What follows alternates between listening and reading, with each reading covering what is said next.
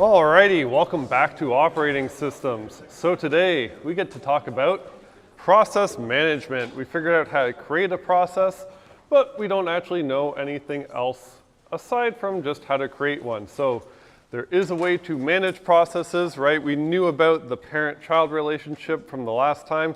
So why do we even have that relationship? What can we do with it? And how does our operating system actually work? So Linux terminology for the process state diagram is a slightly different than what I showed you before. That was like the generic version of it. Linux terminology is slightly different due to just the way Linux works and how people typically use programs. So we saw last time that you can look at a process's state by reading that proc, then PID. If you replace that with the directory name, status, you can grep it straight and see all of the states it has. So if you went through all of the states a process could possibly have, where's my mouse cursor? You'll see that they are one of 5 and they're slightly different. So the first one is called the running state or runnable. So in the diagram before, there was a separation between ready or waiting, so something that is able to run and then running. Linux lumps them all together with the running state. So it means your process is either currently running or is able to run. Either would be in this running state. The second state is the state most processes are in. It's called interruptible sleep. So processes did make a system call. They are blocked, but the system call they made is sleep, which means they are giving up the CPU. They don't want to execute, but if the operating system forced them to, they could execute. So they're currently opting out of using the CPU. That is what sleep is, or interruptible sleep. The other flip side of that is uninterruptible sleep, which is also blocked, but this is like the blocked we learned previously. So in this blocked, even if that process wanted to run, it cannot because it is actually waiting for some I/O to happen or waiting for something else to happen on the device.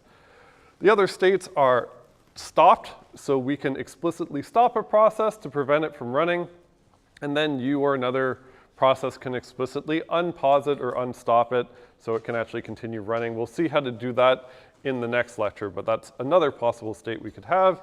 And the final state is the Z state or zombie state. And yeah, this is where the course starts taking a dark turn in terms of terminology. So we'll see why this is called a zombie state. Again, they kind of take things very literally, like with parent-child. There's also zombies. So we'll see what that is by the end of the lecture. So how do processes work on Unix systems, Linux, Mac OS? Those are both Unix systems. So whenever you start up your computer initializes all your hardware, then boots up, and then the kernel's job, all it needs to do is run a single process. It's only responsible for running one of your processes, and then that process is responsible for running and creating every other process running on your machine. So it's like the grandparent of all the other processes. So this process is special. It's called process ID 1. So it's the first one. Typically, it's always called init. So whenever you boot your kernel, it looks for the program in /sbin/init. And then that is what the kernel runs whenever you first boot up. And like I said, responsible for starting and creating every other process on the machine, either directly or indirectly through the other processes it creates. It must always be active. If it exits, the kernel thinks you're shutting down. So your computer is now done. You have no other user mode processes or no other processes running, so it can go ahead and shut off your computer. For Linux, init will probably be something called systemd. We saw that when we were exploring last time that we looked at user or process ID 1. It was actually called systemd. That's the most common option on Linux, but there's lots of other options and people have their opinions. We won't go into that during this course at all. So, and just on the side, some processes can create like an idle process that the scheduler can run to like keep track of how often you're not using your computer. That's kind of what Windows does before. So if you have old versions of Windows, you might have like an idle thing in your task manager. It's basically a fake process that just keeps track of how idle your CPU is. So remember, Unix retains like a strict parent-child relationship between processes. So in this diagram, whenever we're pointing down, it's always the parent pointing towards its child. So this is what typically a process tree would look like. So for example, you would have a init. It would be the grandparent or the root of the process tree. So it might create 3 processes directly, like journald, which keeps track of like logs. Maybe it keeps track of systemd//user. So that's like a process manager for my specific user I logged in with. Maybe there's this udev, which is a way to like interact with hardware. Then maybe my systemd user, it launches GNOME shell. So that is one option of having a desktop on Linux. And then through that, if I clicked, the Firefox icon, it would have launched Firefox. That would have run in another process. And the way Firefox is architected is each tab in Firefox runs in its own process.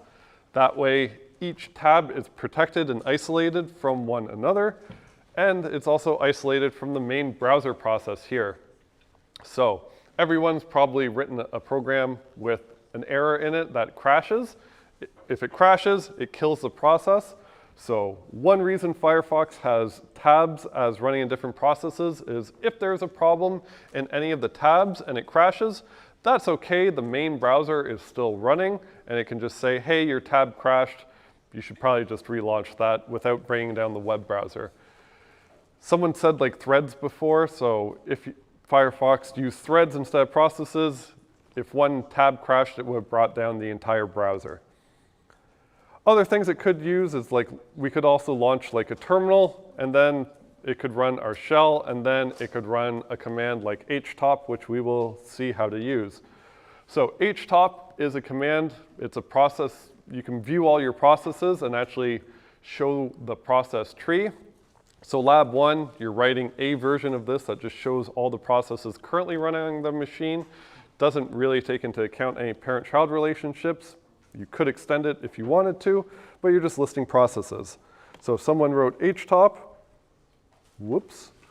someone wrote htop, and that is what we can use.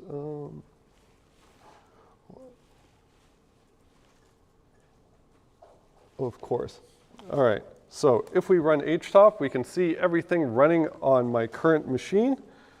So some things that are running on my machine, we can see PID1 here is user lib systemd. So it's in a different spot, but it's systemd, and you can see these lines coming from it are all of its direct children. And then, for example, this systemd user dbd has created 3 other processes. They're all waiting to do something. We can explore a bit and see if there's anything else interesting. So other processes running on my machine, I can kind of see. So that's nothing. Wire plumber, hey, that's cool. So we can see here, I'm using VS Code, and we can see the process tree related to VS Code. So VS Code created a bunch of other processes, a lot of other processes, but one of them here is bash. So that is what I'm currently typing into, and then bash launched this htop command, which is currently running. So I can see here that in this S column here, it tells you the state just in one word. So R means running or runnable. So it's currently running, and every other process on my machine is currently sleeping. And we can also scroll over and see some other, scroll over, see some other columns.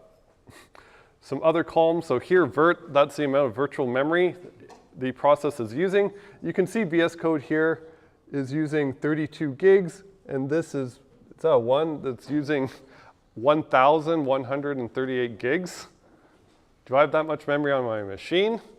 Probably not. How is VS Code even working? Well, we'll figure that out once we get to virtual memory. 1 sec, something crashed. That's great.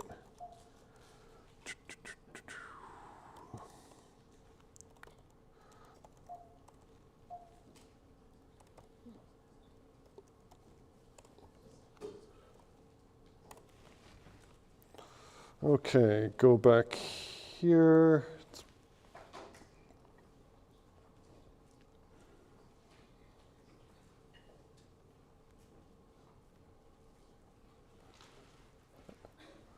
Okay, where were we?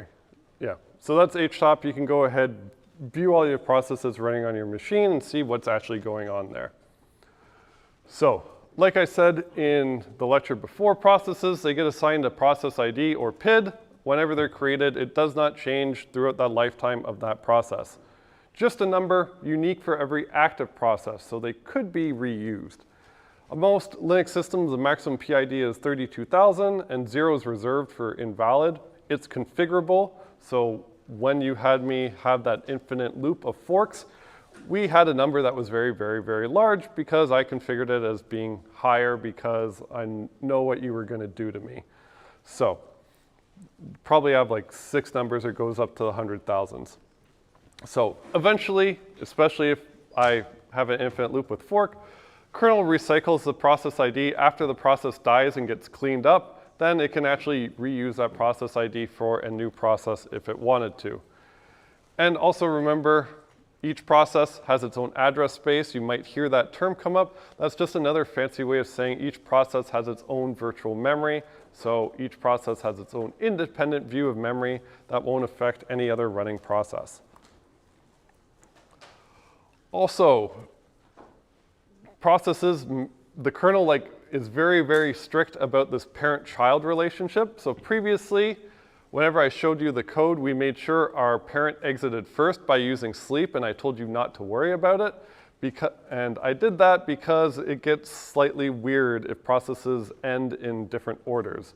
So, for example, I did that so that the child process always exited first. But what happens if the parent process exits first and no longer exists? Well, now it doesn't have a parent anymore. Its parent doesn't exist. So it needs probably to get a new parent, or it's just parentless. But the kernel doesn't like things being parentless. It will give it a new parent. So the parent process also in general is responsible for its child, just exactly like real life. You're responsible for your child, at least for a time. So the operating system, whenever you exit a process, you're setting at least an exit status as part of that process, right? Whenever that number you return from main, that eventually calls exit, well, that is the exit status of your process, and it's stored somewhere. It's actually stored in the process control block, so another process can go ahead and read it and see if your process exited normally or not. Because of this, the kernel, as soon as your process terminates, the kernel can't remove your process control block because it's still storing that exit status that another process should read. So even though it has terminated, it still exists. It still has a process control block entry. It still has its process ID, and that's holding at least an exit code. So that's where the term zombie comes from. So that process is terminated. It's dead. It can't run anymore, but it's not wiped off the face of the planet. It still somewhat exists. It has a process ID, but it can't run. So it's kind of alive, like kind of living and exists and dead. That's why it's a zombie. So it's dead, but it still exists. So the minimum acknowledgement a parent has to do to the child is to read its exit status after it terminates. So we have 2 situations. If we have 2 processes running, one's the parent and one's the child, there's 2 situations as to who exits first, right? Either the child exits first or the parent exits first. If the child exits first, that child becomes a zombie process, so it needs some acknowledgement. It's dead, it's terminated, it won't execute anymore. The kernel could actually deallocate all of its memory and all of its open files and things like that, but it needs to keep its process ID and exit status around. The other flip side of that is the parent exits first, which means the child is still running, but its parent is now gone. So it is literally just called an orphan process. Its parent is gone. So that acknowledgement, the way to actually acknowledge a child is done with a system call called wait, and wait has the following APIs. So it just takes one single argument, and we'll have examples of how to use it. So the only argument it takes is status, which is an address to store the wait status of the process. So that gives you all sorts of information about how that process terminated. And it's just a pointer to an integer, which it then updates for you, and then you can query it using a bunch of macros that I will show you. Wait also returns a number. For now, it won't return 0, so right now it will return -1 on failure. We'll see some reasons for failure. It will return 0 for non-blocking calls, which is just a way to like say, hey kernel, is my child terminated yet? Yes or no, tell me instantly without waiting. For now, we won't know how to use that one. So for now, we will not see this result coming out of wait.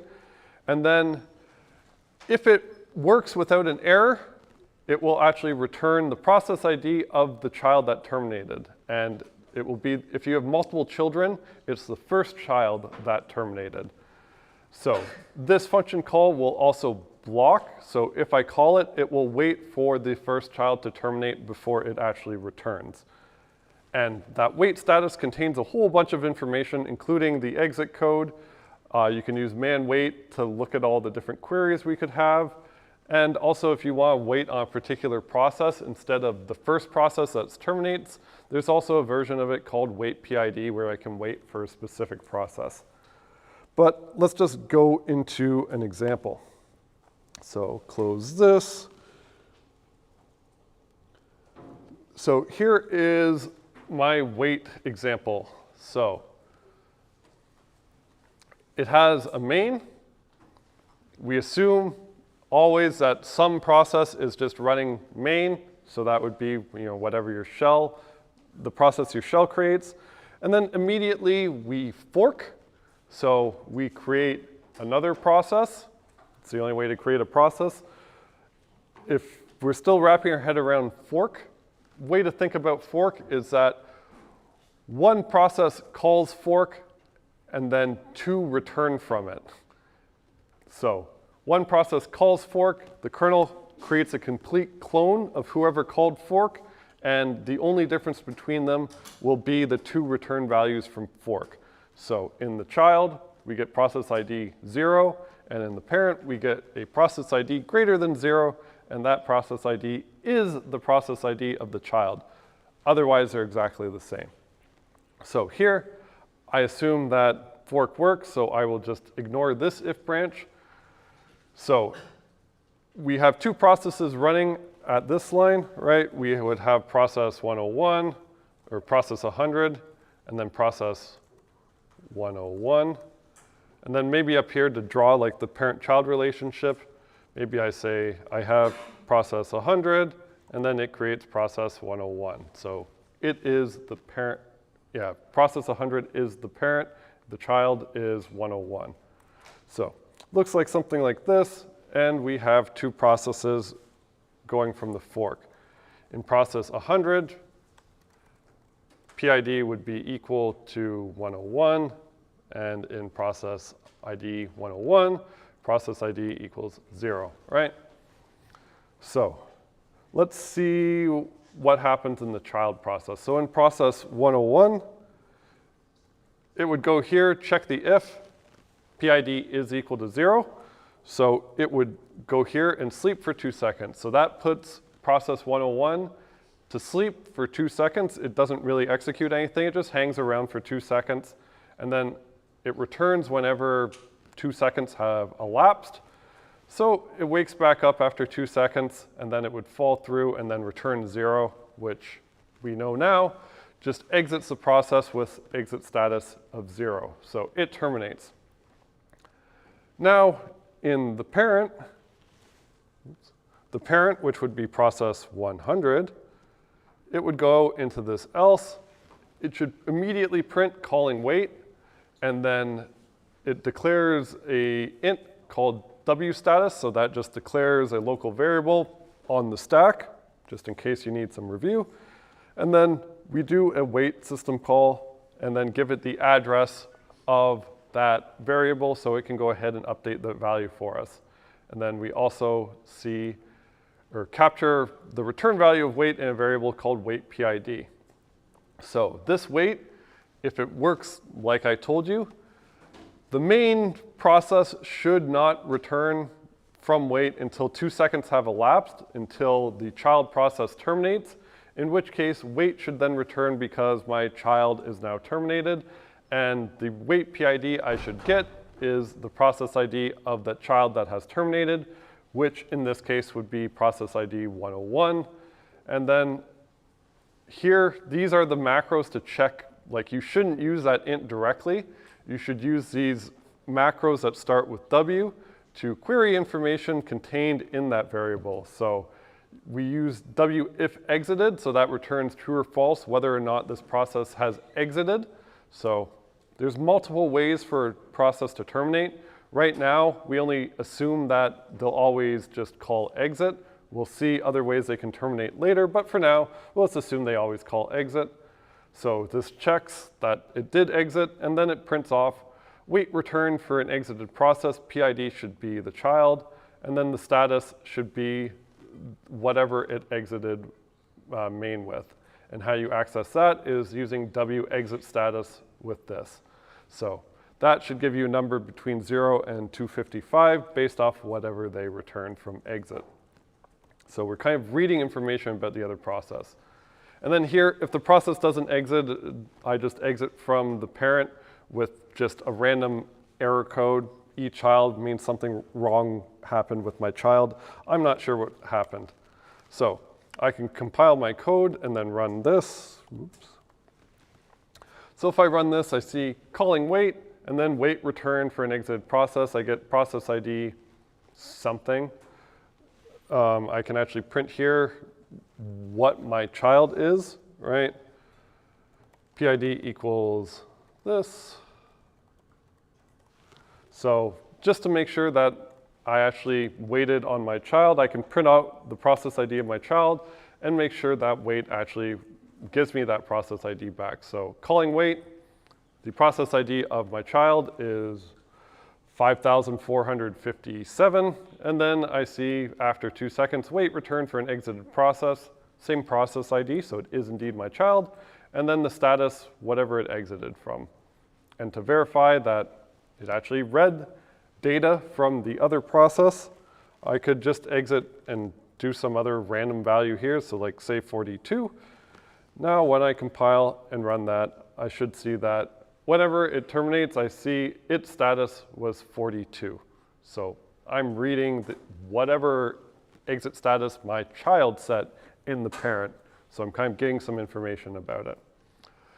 Whew. All right, any questions about that? Yeah? Can you re-explain the last 2 lines of the else block? Like where you're storing the wait PID and just below it? This line? So this line when I call wait, so when I call wait, its API is it just takes like the address of an int to write that information to, right? That's okay? And then wait, that system call will wait until a child any child has terminated. So it waits there until my child terminates. As soon as my child terminates, it returns and then tells me what process ID was that child that terminated. So that's what, and then after that, that W status has a whole bunch of information about that process. One of the pieces of information it has is whether or not it exited whenever it terminated.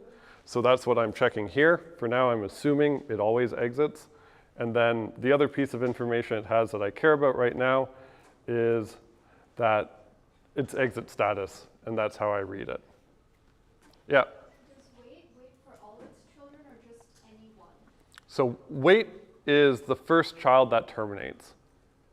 So here, because wait only returns one process ID, right? So it's just one child. And if I have multiple children, it is the first one that terminates.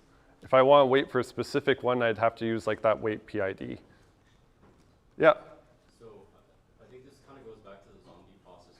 Why is zombie process an issue? Because if I try to think about the Firefox example, there's the main process, opens a new tab. Okay, that's a new process. If the user closes that tab, okay, we're good. But that's technically a zombie process, I guess, because the child exited before the name. Yeah, but so the question is, zombie processes, like, shouldn't they just not exist or something? Or like, yeah, I guess so. Yeah, so first let's have evidence that we actually have zombie processes. So, yeah, so any other questions on this before we go on to zombies and take a darker turn? Yeah. Sorry, this wait PID returns the parent's PID or the child's PID? So the wait function returns the process ID of the child that terminated. But I thought it's 0 for child processes. So process ID 0 in the child process, that's the return of fork. So process ID 0, that's not like an actual valid process ID. The only place it's really used is the return value of fork, so you know who's the clone and who's the child. Who's the clone and who's the original. But other than that, 0 is not a valid process ID. All right, let's get some zombies going then. All right, so a zombie process. That is a process that is waiting for its parent to read its exit status. So that means the process has terminated, but the parent process hasn't called wait on it. And this could happen in Firefox or any other program. So it means the process is terminated, it hasn't been acknowledged. It might have an error in it and if we never read the child's exit status, well, we don't know if that process ended successfully or if it failed. So there's processes, right? They're written by you. They could be also written incorrectly. So the operating system can interrupt your process in a way that says, hey, your child has terminated. You should acknowledge it, but it's just a suggestion. You're free to ignore it. It's interrupts. You haven't escaped them. They do exist in normal programs. They're called signals. We'll get to them in the next lecture. Don't worry, they're not too bad. Actually, they're kind of bad, but they're not too bad. But basically, the kernel can be like, hey, your child has terminated. You should probably do something about it. And you can be like, nah, I'm good, and carry on with your life, which is the default thing that happens that you probably didn't even know about. So the reason this is bad is the operating system has to keep that zombie process around until it's acknowledged or someone calls wait on it. And if you just never call wait on it, it will wait until that process to finally terminate it, in which case it will be both a zombie and an orphan and then get reparented to something. So let's just have an example of that. So here's a different program, which is called the zombie example. So we fork, create another process. So we create one process, there's 2 in total. In the child, we do the exact same thing. We sleep for 2 seconds, and let's ignore the else for now, and then return. So the child just exists for 2 seconds. That's it, nothing changes. The parent is a bit different. So in the parent, it sleeps for 1 second and then wakes up and then prints the child's process state. So I wrote this function called print state that accesses the proc file system and reads the state of another process so we can see what it's doing. After 1 second, the child process should still be asleep, right? The child process is asleep for 2 seconds. After 1 second, the parent wakes up and says, hey child, how are you doing? And it says I'm sleeping. So then we wait in the parent for another 2 seconds. So in total in the parent, 3 seconds have elapsed. And then we print off the child's state again to see what it is. So at this point, the child should be terminated. So let's see what it tells us. So if we run this, just to make sure that I didn't make up terms. After 1 second, it says it's sleeping, it still exists, but we wake up 2 seconds later and we see that it is a zombie. And again, what does zombie mean? It means the child process has terminated. Have I called wait on it? No, I haven't called wait on it, so its process ID still exists in the kernel. The kernel's still keeping track of it. It is at least holding its exit status in its process control block. Maybe it gets rid of memory and all stuff, but it's still consuming a process ID and is storing at least an exit status. So at this point, the operating system can't get rid of it when it's a zombie, so it is at least consuming a process ID. So if this was Firefox and your tab crashed and it was a zombie, well, if you don't acknowledge it, you don't actually know it crashed, right? So you would need to acknowledge it to actually see that it crashed, in which case you would clean it up and it would not be a zombie anymore if you acknowledge it. So, any questions about our fun zombie? All right, so something has to happen to that process, right? So it's a zombie and then the parent process terminates, so something has to happen to it. So in this case, it's a zombie and then its parent dies, and then so it's a zombie orphan at the same time. So let's see what happens with orphans. So yeah, that's probably not who you get. So an orphan process needs a new parent. And this is where your Google searches start getting really weird. So trust me, it only gets worse from this point. So a child process lost its parent process. It still needs some process to acknowledge that it exited. So what the operating system is going to do is reparent the child. The default option to reparent it to is always init, that special process ID 1 that starts everything. Well, init actually has 2 jobs. It starts every process and it behaves as like the orphanage. So it accepts all orphans. So it is now responsible for acknowledging all of the children that come to it, dead or alive. Well, again, I hope no one from humanities ever hears this lecture. Otherwise, I'm going to jail. So let's just see that this is true. So let's read another example. So let's read the orphan example, just to make sure I'm not making up terms, because yeah, that would be bad. So we fork immediately, check for errors. This is what we do in the child. So in the child, we use the system called get PPID. So get the parent process ID. So we print off our parent's process ID, sleep for 2 seconds, and then print our parent again.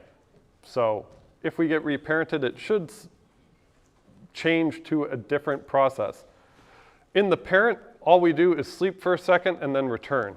So whenever the child first executes this line, its parent should be whoever the process that ran main, that initially created it.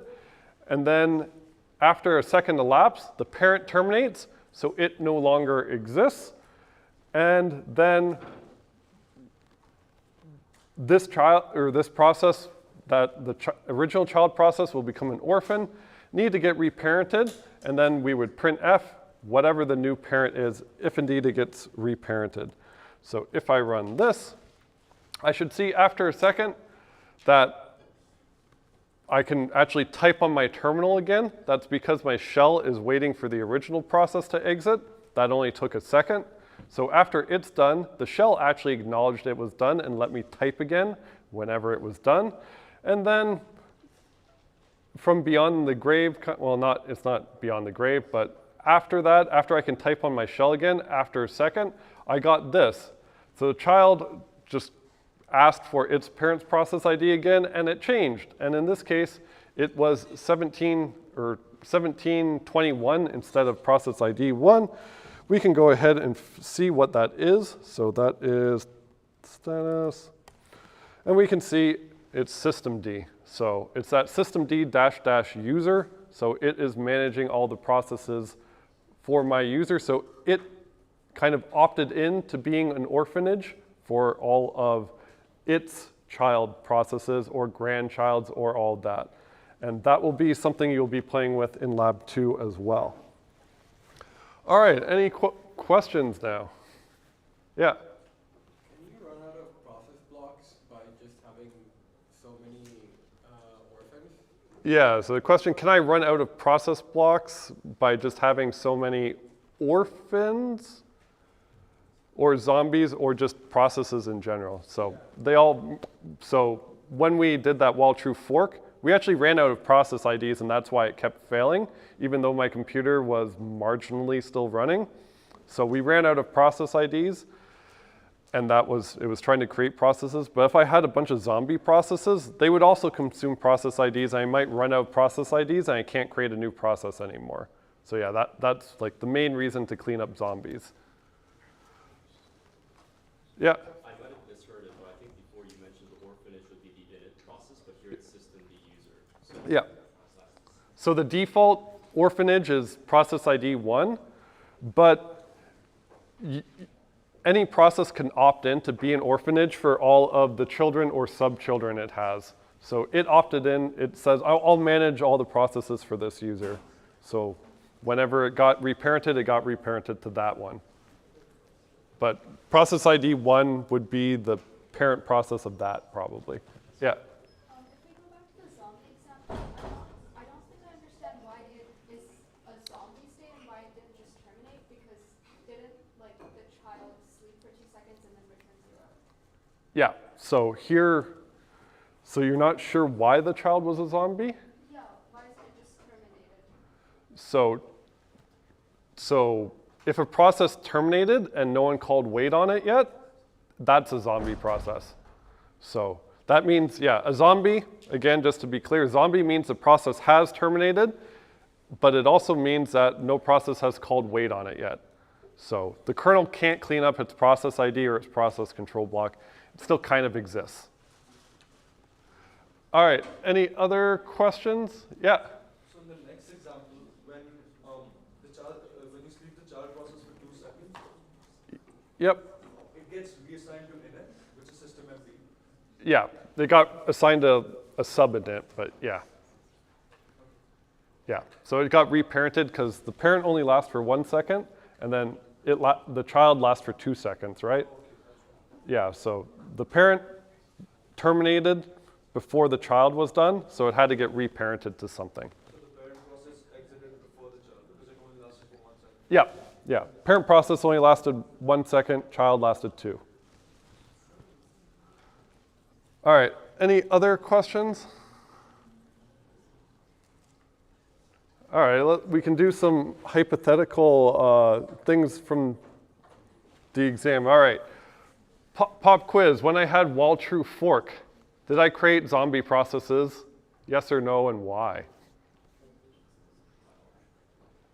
yes, because you should call it. Yeah, yes, because I didn't call wait. Anyone disagree with that? Yeah. No, because no process returned.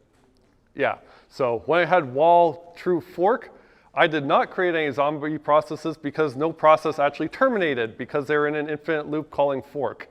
So technically, none terminated.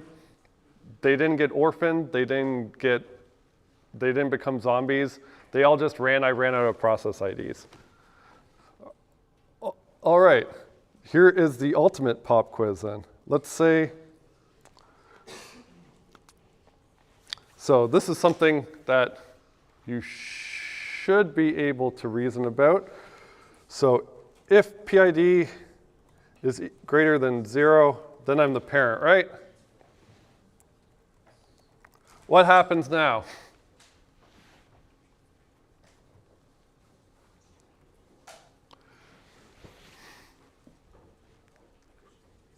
So this is our wait example where we're supposed to wait on the child. But we'll just throw another fork in it because it's fun.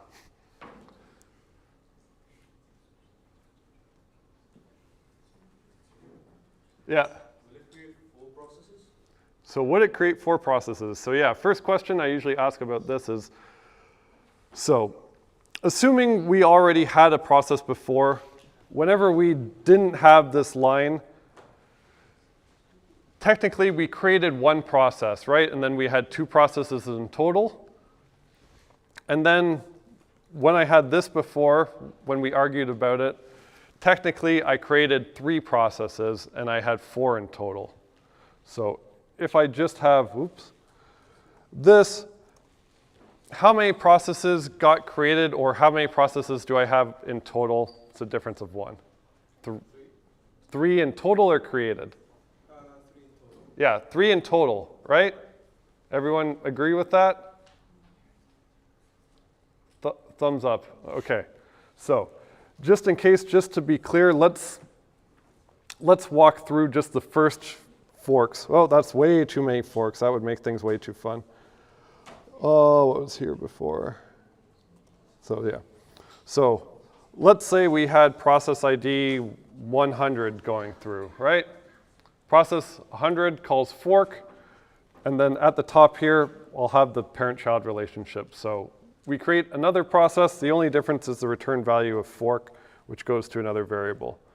So we create process 101, and we have process 100. And then at the top there, process 100 is the parent of 101. So everyone's okay with where we are right now, right? So next step, we don't know what's going to execute next, so maybe it's process 101. So if that executes, it's going to check the variable. It's going to be equal to 0, not greater than 0, so it's just going to skip over this. And then when process 100 executes, well, it's going to go into this if branch and then fork. So it's going to create a new process, and process 100 would be the one that created it, so it's the parent. So it created another child. So process 100 has 2 children right now, right? So after I create process 102, will it have a variable called PID?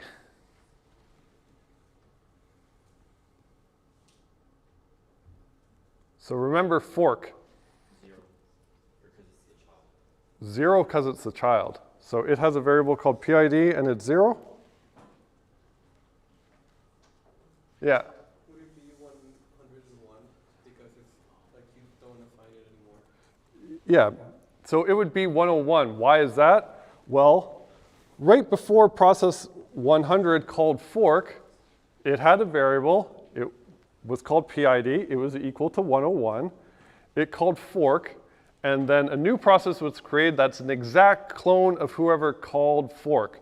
So it is at the same point in the program. It has a variable called PID. It is equal to 101. So that also exists in the clone process. And then the only difference between the 2 processes is the return value from fork. Do I use the return value from fork? No, right? So if I did use the return value of fork in process 102, fork would return 0. That's correct, but I don't use it. And then in the parent, fork would return 102, but I don't use it either. So it just stays the same. So both processes have a variable called PID. It's equal to 101. Yeah? So since you're not using the return, like what fork returns, Mm-hmm. child ID is 0 and 102, but how do you differentiate between the parent process and the child process? So right now, aside from one is the child of the parent, there's no way to differentiate between them now, because the only way to differentiate between the 2, well, the easiest way was the return value of fork, and I didn't use it. So they're essentially the same, except the only difference is this parent-child relationship that's maintained by the kernel here. So process 102 is a child of process 100. But from running, right now, we can't distinguish between the 2. So I should probably just close that. All right. So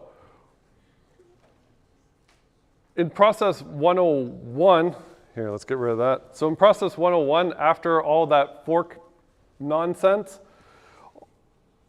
we have 3 processes here. We don't know what's going to run.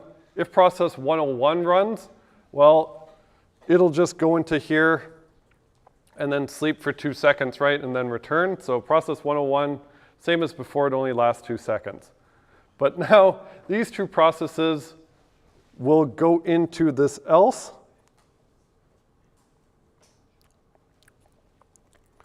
So I should see two prints from calling wait, right? One from each process. And PID should be 101 or whatever I get back in this case. And then they both wait. So what's going to happen here? So it was all a bunch of stuff we glossed over before. So what's actually going to happen here is, let's say process 102 calls wait. So wait, remember waits for the first child to terminate. If I go up here, does process 102 have any children? So that is actually an error from wait. So you get an error out of wait if you do not have any children to wait for. So process 102 will get an error immediately. So wait will return -1, which I don't check here. And it should say, yeah, it should probably, let's just check for it. So if wait PID equals -1, we can just print some message and then terminate. So that should be, whoops. Let's give it a cool number, 34. So 102 should get an error and then immediately terminate. And now, if the parent executed, well, it does this. It calls wait. So does process 100, scroll up, does process 100 have a child? It has 2. Which is likely to terminate first? 101? So 101, remember, that's the one that goes to sleep for 2 seconds.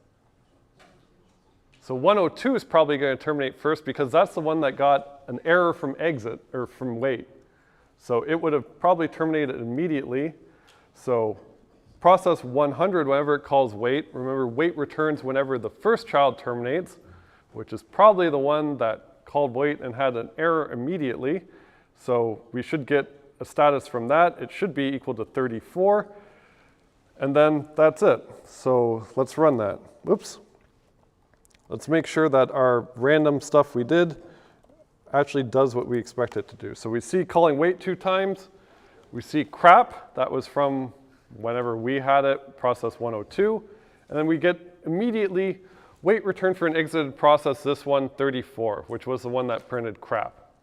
So another good question I can ask you is, whenever the original parent, so whenever process 100 terminated, what was the state of process 102?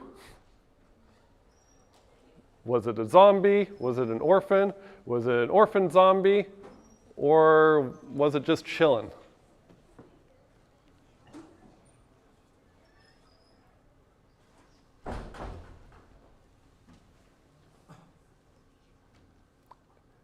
Any guesses? Anyone brave enough? Zombie, a zombie orphan, or just a plain zombie? Yeah. Was it just an orphan? Yeah. So the process 101 in this case is just an orphan. So we assume pretty much everything happened simultaneously. The original process 100, well, it waited. The child 102 died immediately. It waited on it. It cleaned it up. So it didn't exist anymore. It's neither a zombie or an orphan. And then when process 100 exits, well, process 102 is still running. It is sleeping for 2 seconds, right? So it's still running. It hasn't terminated, so it is not a zombie.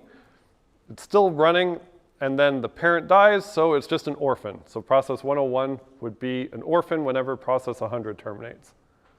All right, any other things quick? All right, otherwise I will be around. So just remember,